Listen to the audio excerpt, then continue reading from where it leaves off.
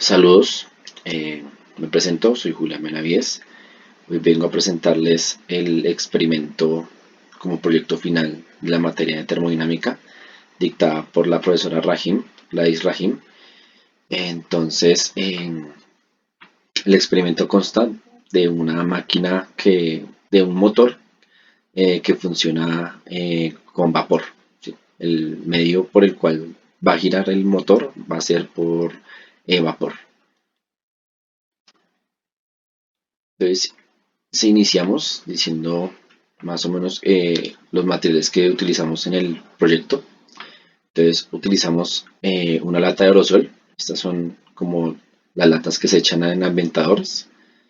Eh, Utilizamos también un pegamento o super bonder, que la idea era fijar la boquilla de la lata con la manguera.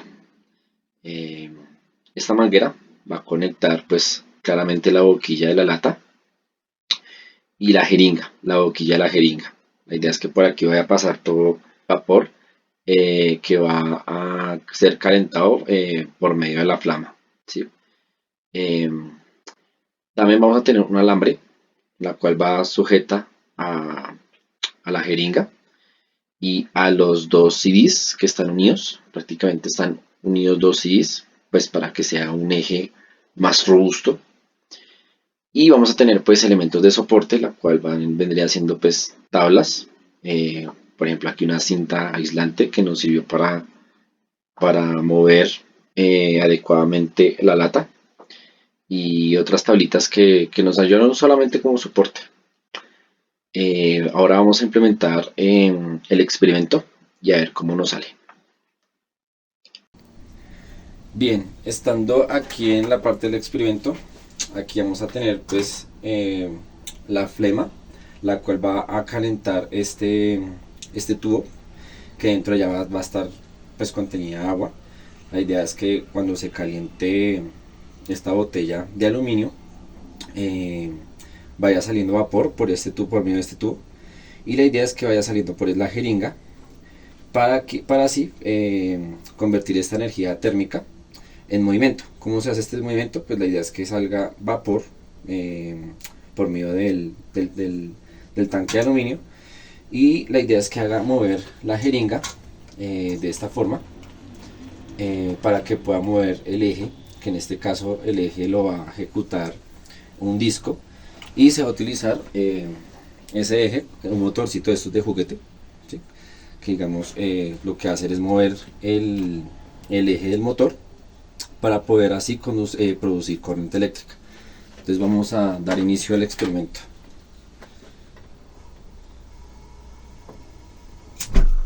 Listo. Esperemos a que se caliente el tanque de aluminio y se pueda observar aquí cómo sale el vapor.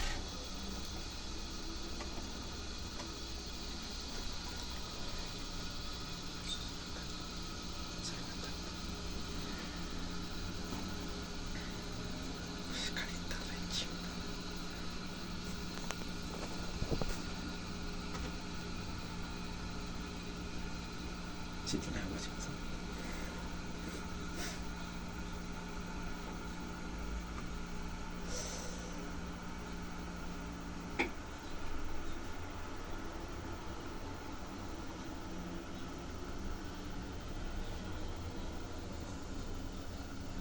Allá podemos observar cómo va saliendo el humo, eh, pero en el vapor. ¿Sí se ve? Okay.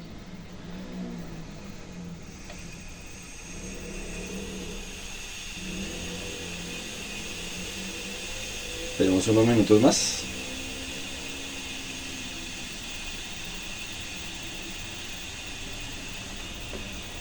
Y pues ya solamente es como darle un empujoncito para que ya empiece a mover.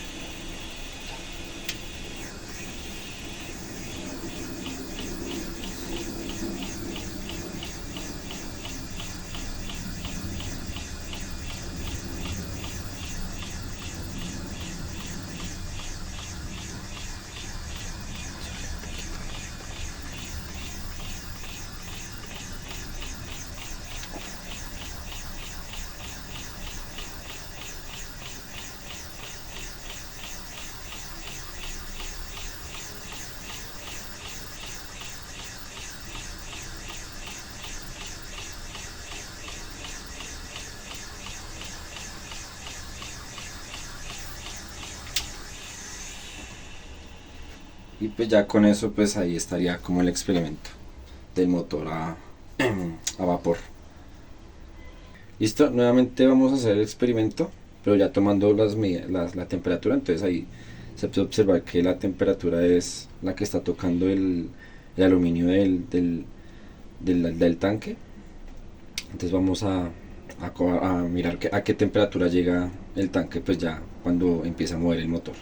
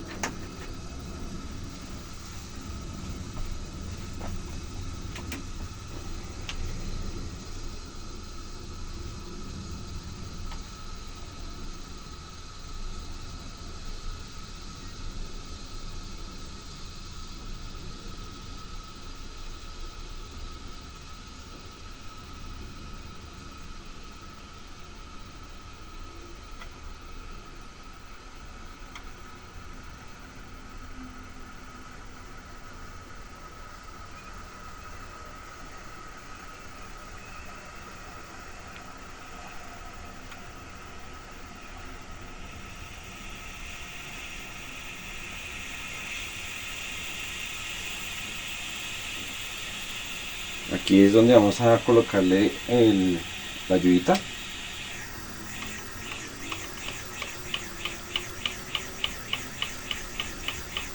Ahí se puede ver como la temperatura va aumentando.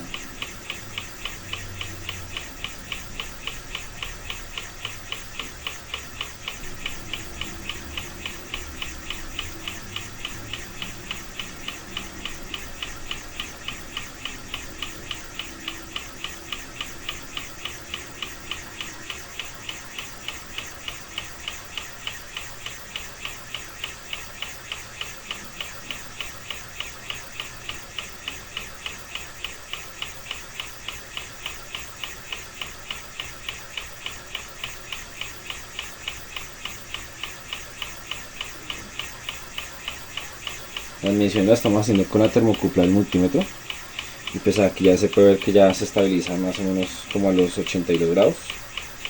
Entonces pues ya tenemos la temperatura inicial y la temperatura final.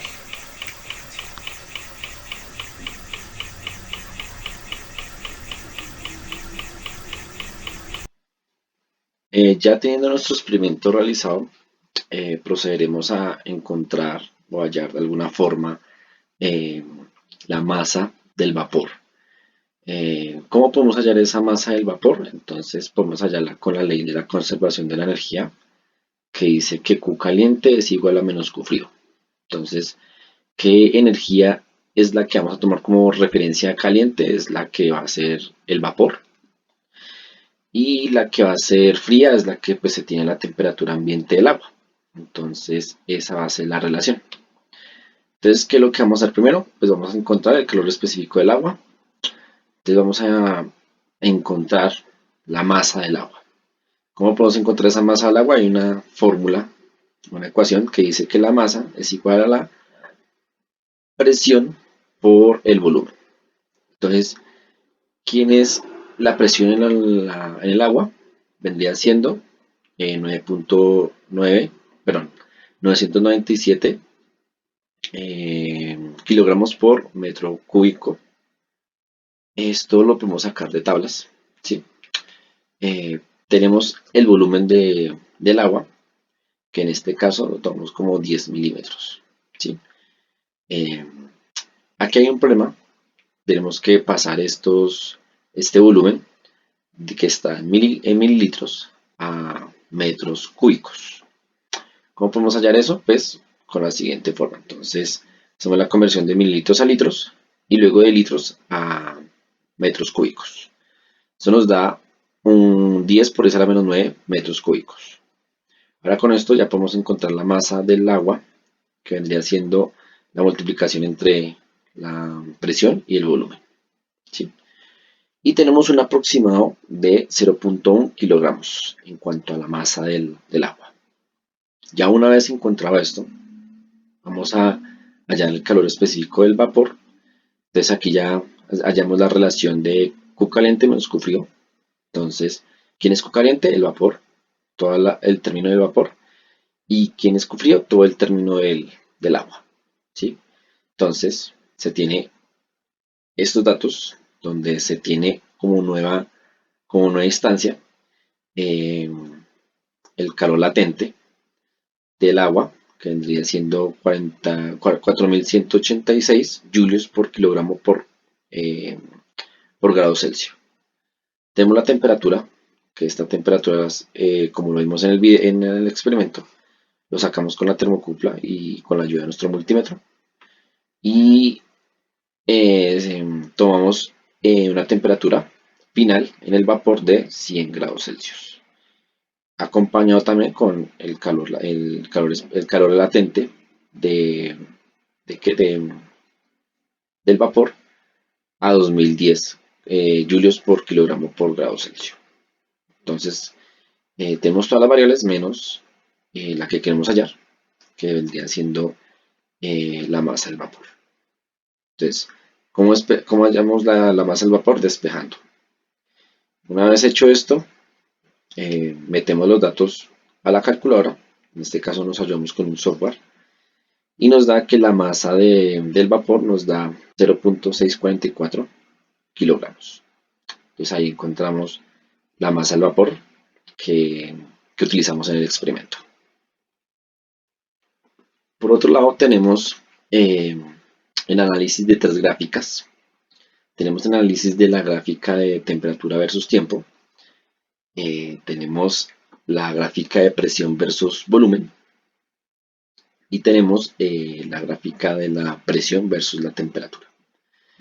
Entonces, la temperatura versus el tiempo es el cual se tarda en llegar como una temperatura máxima, ¿sí?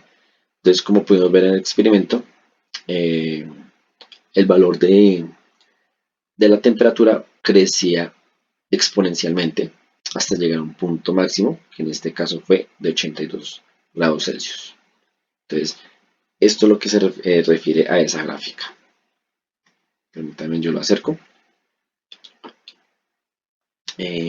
Tenemos entonces ahora la presión versus el volumen, que la presión versus el volumen es cuando digamos que a una presión inicial pues se tiene bastante presión a un volumen bajo, pero entonces a medida que vamos aumentando ese volumen o esa presión, el volumen cae, la presión cae significativamente, pero entonces el volumen va aumentando a un punto B. Eso depende de la temperatura a la cual hayamos metido el sistema, ¿sí? Y tenemos en tercera instancia la gráfica de presión versus temperatura. Eh, Aquí se puede observar que a mayor temperatura, pues la presión va aumentando, ¿sí? Entonces, en el punto inicial tenemos que la temperatura está a temperatura ambiente. Cuando encendimos el fogón, lo que se hizo fue aumentar su temperatura y asimismo aumentar su presión dentro de la jeringa. Para análisis del experimento, entonces se tiene tres procesos. Se tiene que de un punto a un punto B se tiene un proceso adiabático. También está el proceso de B a C, que es el proceso isobárico, que aquí es que la presión no cambia. Y se tiene que de C a D es otro proceso diabático, ¿sí? Igualito al de A a B. Y se tiene que de D a A se tiene un proceso isovolumétrico, que es donde el volumen no cambia. Entonces, este experimento pues, se puede ver ahí reflejado cuando la manguera, perdón, la jeringa iba como haciéndolo de un pistón, ¿sí? Que iba como haciendo ese movimiento mecánico para hacer mover el eje del motor, ¿sí? Poder ejercer movimiento por medio de vapor al, a los discos, de los discos de CIS que utilizamos para mover el eje del motor. Entonces, ahí están los procesos isovolumétrico, adiabático y isobárico.